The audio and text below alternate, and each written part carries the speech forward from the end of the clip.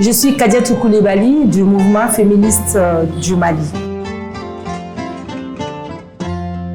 Le féminisme africain est enraciné dans les réalités historiques, sociales et politiques du continent. Contrairement aux stéréotypes qui voudraient que ça soit une importation occidentale, il s'appuie sur la résistance des femmes africaines face aux injustices. Vous savez, à ce qui concerne la charte des principes féministes pour les féministes africaines, rappelle que les féministes africaines ont toujours combattu auprès des hommes pour la libération du continent, mais que leurs contributions sont toujours individualisées.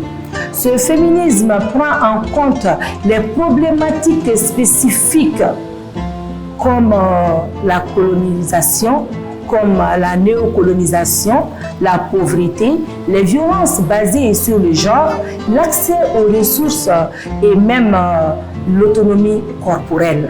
Il revendique également une approche intersectionnelle qui intègre les dimensions de race, d'ethnicité, de la classe sociale et de la culture pour mieux comprendre et combattre les différentes formes d'oppression que subissent les femmes africaines. Il faut savoir que le féminisme africain s'identifie par la charte des principes féministes. Adoptée en 2006 lors du Forum féministe africain, cette charte est un document fondateur qui définit non seulement les valeurs mais aussi les engagements des féministes africaines. Elle affirme que se revendiquer comme féministe est un acte politique et assumé.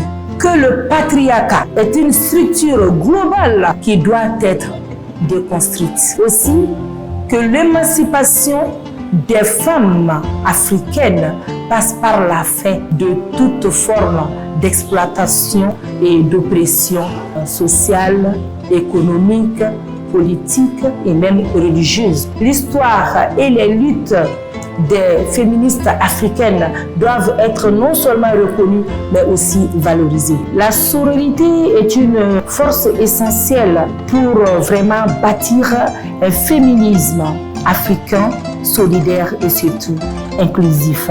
Elle est valorisée comme un moteur de lutte. Elle est aussi un lien indéfectible entre les femmes africaines engagées pour une justice sociale et également une égalité réelle. Solidarité, engagement, autonomie, droit à une vie sans violence. La charte insiste aussi sur les principes d'éthique, tant qu'au niveau individuel, à savoir la solidarité, l'engagement, l'autonomie, les droits surtout à une vie sans violence, mais aussi au niveau institutionnel, tel que la transparence, tel que la gouvernance égalitaire, mais aussi le leadership féministe.